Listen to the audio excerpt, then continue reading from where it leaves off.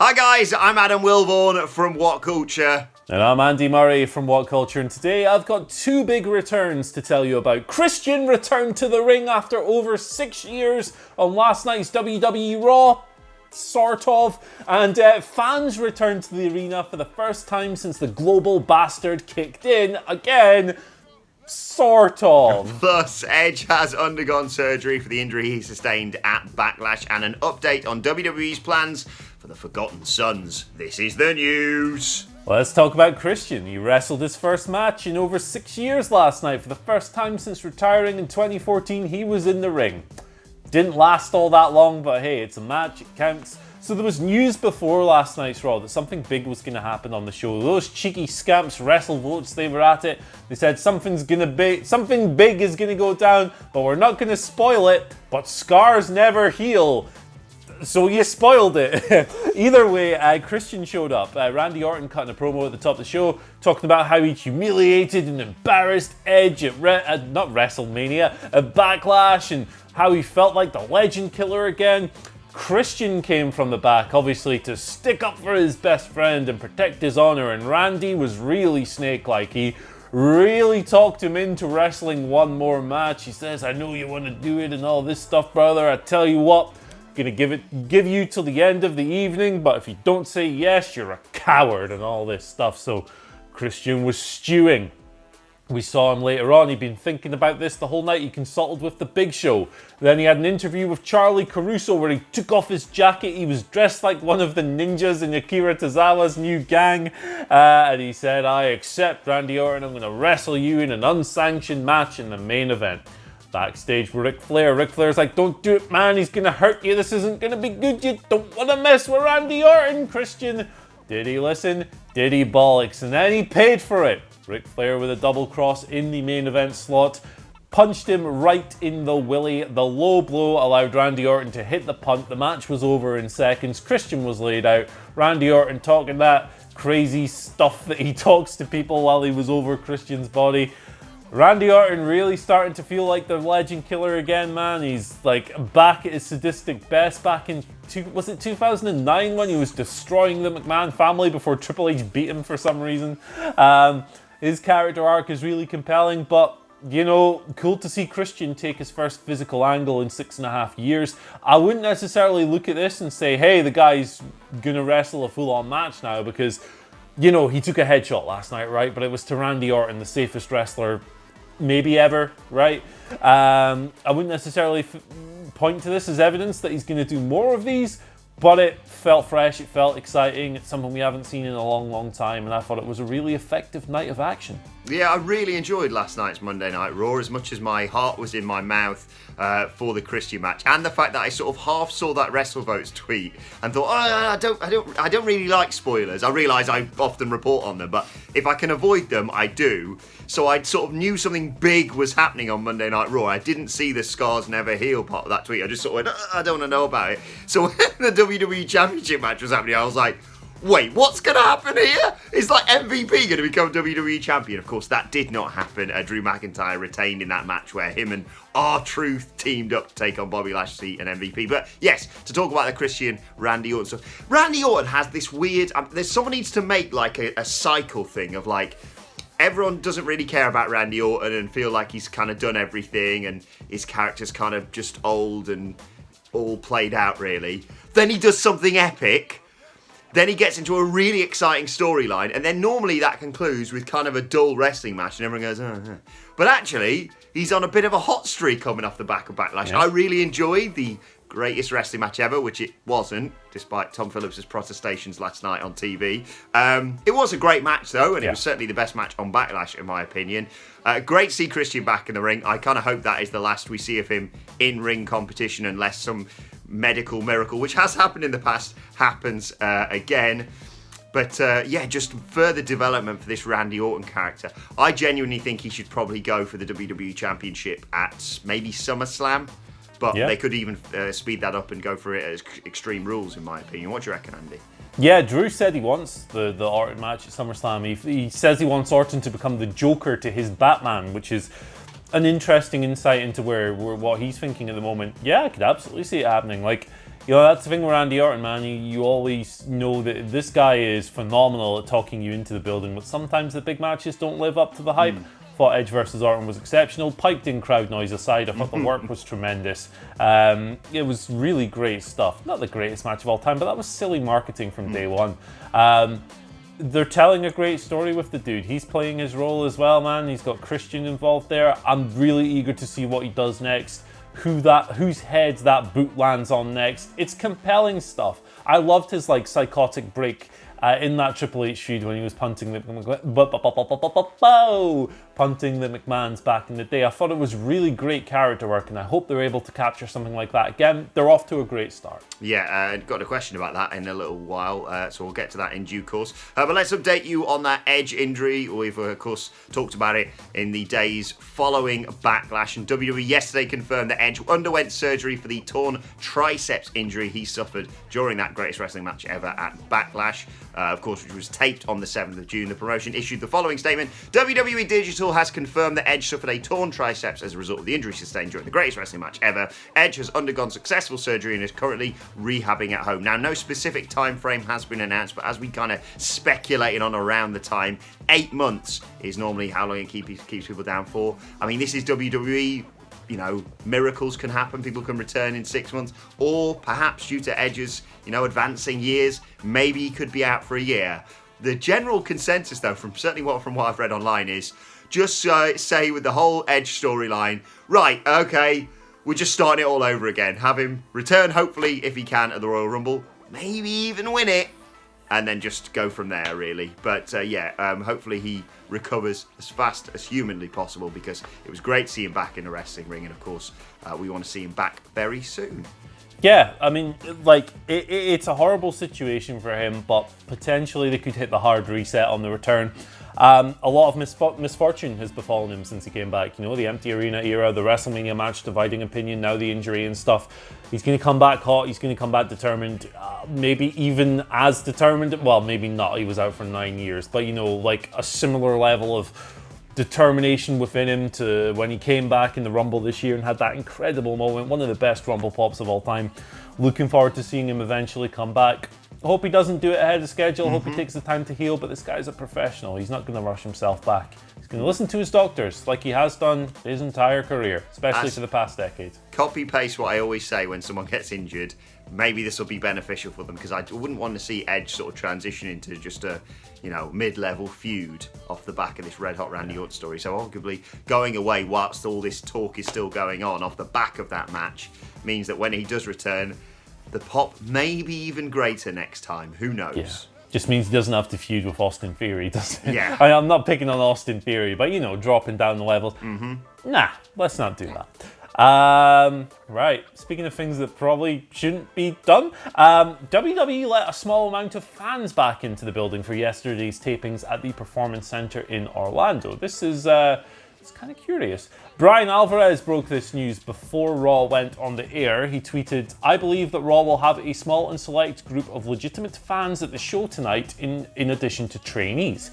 This was then followed up by Florida journalist John Alba, who has been right on the money with everything WWE related through all of this. He said, "I was just going to tweet this. I can confirm the report. There are a small amount of fans in attendance for tonight's tapings. I was told by one source that some are friends of performers." So it looks like WWE are dipping their toes back in the water. It looks like they're trialing getting small numbers of people back through the door. Try and break things up, try and mingle, try a slow kind of transition back to attended shows. Whether or not that is a good idea is entirely up for debate. I would suggest, however, that if you're going to have members of public in the audience, you maybe shouldn't have moments like the Street Profits coming behind the plexiglass and making their entrance through the fans and the Performance Center athletes without a hint of social... I mean, people are wrestling anyway, right? These measures are kind of they don't matter as much when you're already breaking them in the ring. But it's a weird optic, it's a weird visual. I certainly hope, following the news that Adam Cleary and Adam Nicholas reported that this morning, that nobody else has contracted the bastard, as we're referring to it as. But hey, man, they're letting people back through the doors. Let's see what happens next. Yeah, hopefully, like you say, this is the new normal that we are slowly trending back towards, but as safely as possible. Like, you can listen to a variety of different reports, and different sports handling this in different ways. I've read somewhere on Twitter that NBA might not allow fans back until at the end of next season or something crazy like that. So I suppose it's each to their own. We've seen UFC doing a variety of different things. Obviously, WWE, AEW, New Japan have obviously come back. Ring of Honor is speculating. It's no one has the right answer as to how to solve this issue right now. But hopefully, this is the first step in the right direction. That's all we can really say about that. Yeah. Right, let's update you on the situation with the Forgotten Sons. This comes from No Crap, Just Sap, Sean Ross from Fightful. We have no bollocks, just Pollock. I'm having this as well. I love Sean Ross Sapp. He's updated us on what's happening with the Forgotten Sons on WWE TV. Of course, following Jackson Riker's, let's call it Twitter controversy at the start of this month. They haven't been featured on SmackDown, all three of them, since that tweet. And they weren't included in plans for this week's TV tapings. Now, they were originally planned to have some sort of feud alongside The New Day. Of course, they have seemingly been replaced in that by Shinsuke Nakamura and Cesaro. None of the vignettes are apparently going to be airing anytime soon. Now, we should point out that Cutler and Blake did go as far as getting a meeting with the Senior Director of Talent Relations, Mark Carano, and other wrestlers after the incident. There doesn't seem to be a lot of backstage heat reflected on them, but they realised that Jackson Riker is heavily connected with the Forgotten Sons, and so it does reflect badly on them, at least in terms of public perception. This was a stupid tweet to send out, whether in character or not, Andy Murray, and it seems to have directly affected a team that have kind of been stop-start on the main roster anyway. Yeah, it sucks for Cutler and Blake because they're just kind of taking this residual flack, residual backlash for something they didn't do. So it's good to hear that people in the company feel sorry for them and respect the effort they put forth to get to this stage in the first place. Look, the Jackson Riker tweet was impossibly stupid, really ridiculously dumb. Now, a lot of people have looked at it and gone, oh, he's getting punished for having different political views, but I don't think that's the case, right? You don't use a situation like the one that's currently going on around the world, but particularly in America, you don't capitalize on something like that to promote a wrestling catchphrase. That's what Kevin Owens mentioned in his first tweet. That's what the whole thing was about in the first place. You also maybe don't praise a figure who is seen as being antagonistic in all of this, whether you believe he is antagonistic or not. Regardless of what your political views are, you maybe don't praise them, minutes after said person has made a controversial announcement. This stuff is not difficult. You have to have a filter. You have to have a little bit of sensitivity. You can sit there and go, oh, you whatevers, you're just getting offended. It's political correctness gone mad. But no, you have to learn when you're being a dick and when you're not being a dick. And if you are being a dick, you have to take your dick self up to the dick mirror, look yourself in your dick eyes and say, hey, dick, don't be a dick. And that's the moral of the story. Also interesting to find out that Andy Murray has a dick mirror as well. Right, let's move on to your Twitter questions. Very small. WhatCulture, WWE, of course. If you want to get in touch with us, Stuart Taylor gives us our first question of the day, and it kind of covers a story that, in my opinion, should have probably headlined the news today.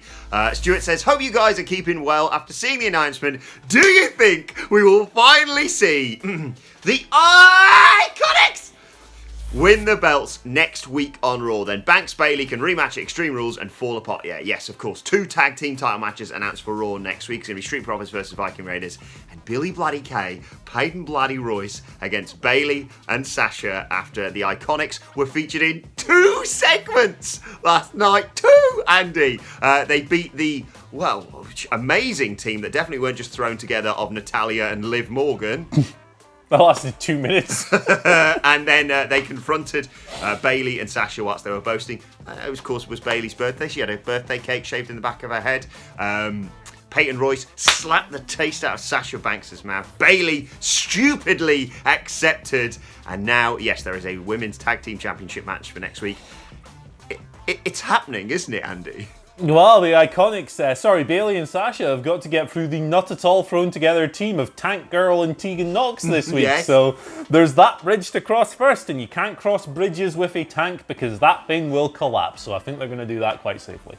I think it's a cool little roadmap, and I think it's a great way to if you want to drive that wedge between Sasha and Bailey and point out that they lost the belts to them at WrestleMania and stuff. It's nice symmetry. It's things coming back on each other. It's a lot of stuff that WWE don't always do particularly well, like the callbacks and the long-term stuff. And hey, whether this was planned all along or whether it's just a happy accident, I don't think it really matters. It's good stuff, and I'm looking forward to seeing how it comes out. But yeah, I think there's a great chance the Iconics leave with the belts on Monday. I think I know I'm biased, I realise this, and I'd like to point out, of course, that the Iconics, in case you missed our report on it, didn't lose at Backlash. They weren't pinned. They didn't win, but they didn't lose, technically. Technically, they didn't lose. Never have I wanted Simon Miller's surprise roll-up to be more effective than next week on Monday Night Raw, but it's right there for me. I suggested it could happen at Backlash. This makes even more sense. You have Billy Blake Hay, Payne Bloody Royce winning those women's tag team championships with, let's say, a surprise roll-up to protect Bayley and Sasha, hopefully pinning Bayley, because that means she's the one to get pinned both times they lost the championships, and Bayley was the one who, of course, accepted the challenge last night on Raw. Then you have a rematch at Extreme Rules, and however you want to do this, maybe another surprise roll-up. I don't really care as long as the Iconics leave with the tag titles. And then you are, a month away from SummerSlam, and in the post-match, you've got all of the gizmos around the ring because it's Extreme Rules, according to that new graphic they've made, which is disgusting. Where the Bayley attacks Sasha or Sasha attacks Bayley, it's right there. The feud has been booked perfectly, in my opinion. I think it should probably headline SummerSlam, if you ask me, because it's been booked so well. The plot points all the way through have been fantastic. It's give credit. We always moan about long-term booking with WWE, whether deliberate or accidental. This has been spectacular. I hope that's what happens, but we shall wait and see. 6 days, girls, after you hopefully get past Tegan Knox and Shotzi Blackheart, of course. Second question today comes from Timothy Banks, who says, Randy Orton has taken out Beth Phoenix and Christian. Who will he attack next from Edge's past? Lita or Andy Murray? Gangrel. It's got to be Gangrel, hasn't it?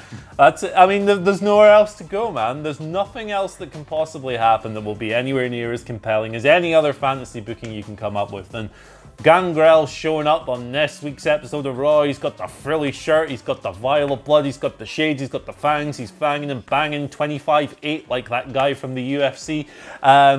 And he's going to give Randy Orton the bloodbath, but not so fast, Gangrel. I'm a viper, and I don't like blood. I like venom, and I'm going to kick you in the head. And bring back Gangrel. I'm delirious.